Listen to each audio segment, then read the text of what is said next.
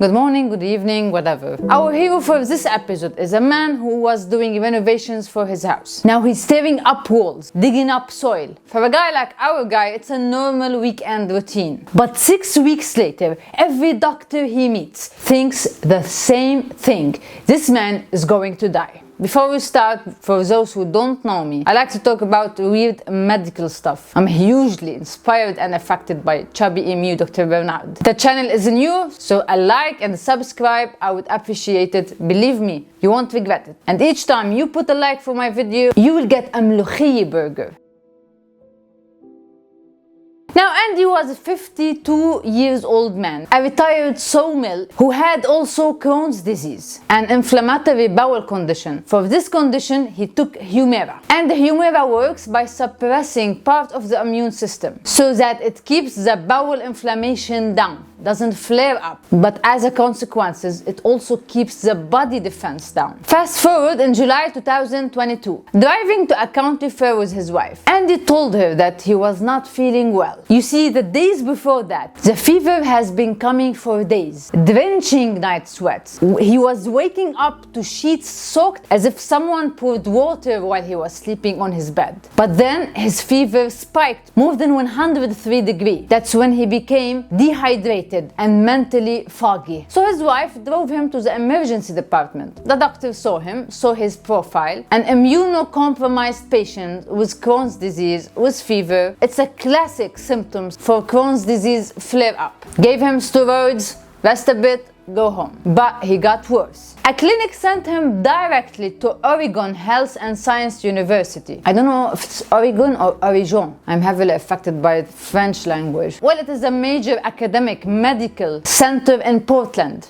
But he waited 12 hours in the emergency waiting room as his fever climbed and his chills got even worse. After finally being admitted, the doctors decide that according to the symptoms that they have, fever, after some blood tests, high white blood cells, which indicates a huge inflammation, the very fast heart rate and very dropped blood pressure, classic signs for sepsis. That's when the bacteria or any kind of infection reaches the bloodstream and the whole body alarm will go off. But because when you have sepsis, you don't have much time. You cannot take samples from his blood and do a bacteria culture, which is done when you want to know what bacteria is growing. So you can target it with a specific drug. They didn't have time for this. A sepsis patient can die between 4 to 7 hours. So they gave him vancomycin with zosine, two powerful broad-spectrum antibiotics. They are, however, capable of killing many bacterial species. And after 5 days of staying in the hospital, he seems to be slightly improving, so they discharged him. But in the upcoming days, he lost 40 pounds of his weight without even trying. The diarrhea and vomiting episodes won't even stop. He could barely function. So he went back. But this time when doctors were looking into his new symptoms, like a dry cough, a white foamy septum, inflamed lymph nodes, and fluid accumulating between his lungs and the wall covering his lungs, or the chest wall. This collection of fluid in such place is what we call a pleural effusion. And the worst symptoms that he started to have shortness of breath that required immediate oxygenation. His case was gathering the attention of a different specialty doctor. Gastroenterology, oncology, pulmonology, and infectious disease specialists all were gathered to see his case because no symptoms fully satisfied a clear diagnosis. Blood cultures are negative. Urine tests done are clear. Even a lumbar puncture where they put a needle inside his spinal fluid and gather some liquid and sample it, test it, all was clear. Is it fungus? No. Is it tuberculosis? No. A wide range of diseases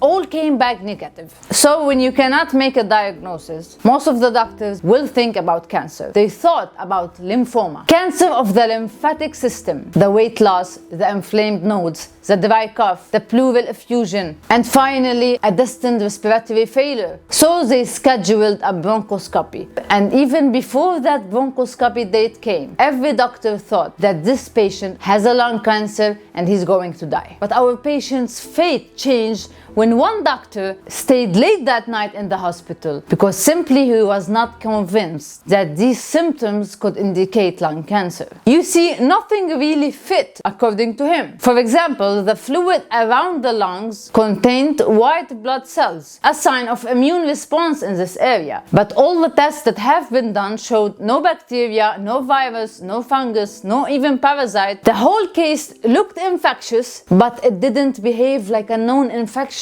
So he decided that he will go back to Andy. This time not asking about different symptoms he has been feeling, but he asked him, before all the symptoms started, what was he doing? And Andy told him. Now this is where the story gets really interesting. You see, as a retired sawmill, years working in dusty sawmill without a respirator, he was drinking from untreated spring, thinking it was fine. Most recently, he was renovating his house, so he was demolishing and rebuilding a wooden deck, remodeling the kitchen where he did found rodent dropping in the walls, in the insulations. He hauled out 80 loads of contaminated insulation wearing only a neck gaiter over his head. He was taking zero measurements for safety and precaution. He claims that he was getting bit from a small insect. He was just moving them without even looking at what kind of insect was biting him and continued living on his life. And after all this information told by Andy to this doctor, he had a sudden and clear memory of a paper published in the New England Journal of Medicine, an outbreak about outdoor workers on Martha Vineyard, brush cutters, lawn mowers, people who inhaled something living in the soil and the animals around them. He had it in his head, so the next step, he ordered a PCR test, a molecular test that detects the genetic fingerprint of a specific pathogen. And these kind of tests are not routine, they are not done every day. And he waited for the results. The results came back. My friends, that pathogen is Francisella tularemia. The cause of tularemia, or what we used to call rabbit fever, is one of the most infectious bacteria known to science. So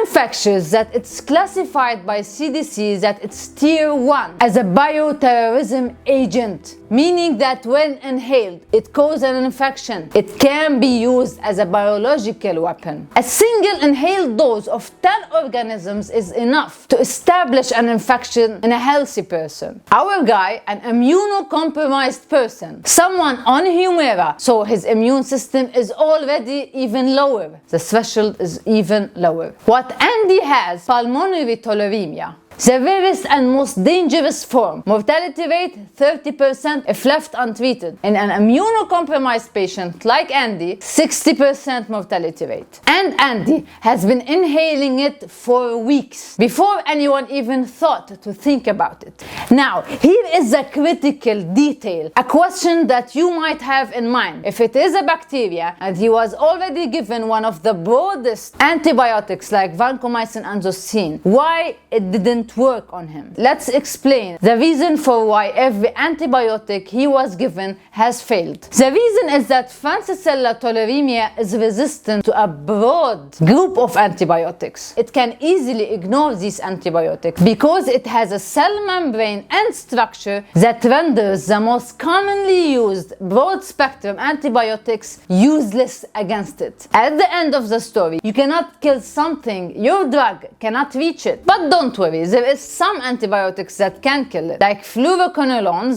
ciprofloxacin, and immunoglycosides like streptomycin, gentamicin. So he was started on Cipro. After this, for the first time in weeks, he improved. The lung nodules cleared, the pleural fluid resolved, the brain fog lifted. The fever broke, he went back home. Now here comes the interesting part. You see, Francisella tularemia has a lot of roots you can get infected from. Inhalation, which is the most dangerous, by contact, handling infected animals or their remains, a scratch, a cut, by ingestion even, drinking contaminated water. And the fourth root is the reason of the episode today. This is where the story connects to something much larger and much bigger than Andy's story. The tick connection. You see, in the United States, the most common route of infection from Francisella tularemia is not soil, is not contaminated water, water, or even infected animals. It is ticks. Specifically, Dermacentor variabilis, the American dog tick. These species are well established, are being very widespread recently. But that's not all.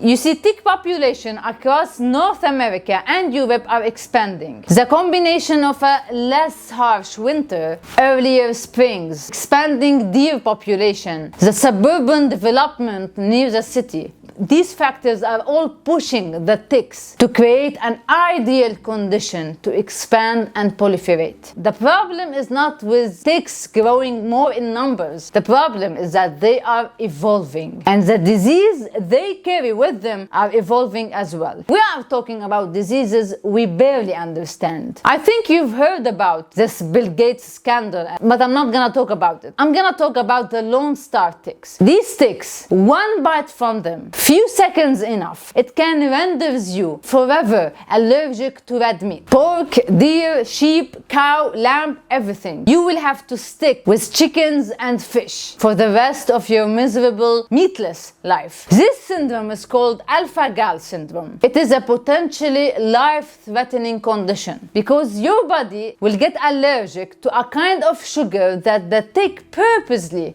drains it with its saliva and put it in your bloodstream. And this same sugar, the alpha-gal, exists in cows, sheep, deers, and when your immune system see a very foreign kind of sugar inside your body, it will attack it. It will cause an anaphylaxis, a huge allergic reaction, and it will happen again every time you eat red meat because this kind of sugar, the alpha-gal, exists also in cows, sheep, deers, but it doesn't exist in a human body. That's why the immune system attacks it. In Asia, China alone, they are dealing with their own problems caused by ticks. People are coming into the emergency department unable to breathe, fever, chills, something even worse than Francisella tularemia infection. The very frightening part is everything we have learned in the history about ticks is meaningless right now. It's just ink on paper because the ticks are expanding, evolving faster than we could even comprehend. So Godspeed, everyone. At the end of the story, it was the doctor who stays late, who doesn't care about only the symptoms but ask about what the patient was doing, eating, drinking. What have you touched? These kind of doctors are the difference between a death certificate and a life-saving diagnosis. Andy McDonald went home because of a doctor who remembered a paper he read in a medical article. And that's it. C'est fini. Thank you for watching. Thank you for your time. Leave any kind of comment, a like. I will answer them all. Bonjour, bonsoir. Hasta la vista.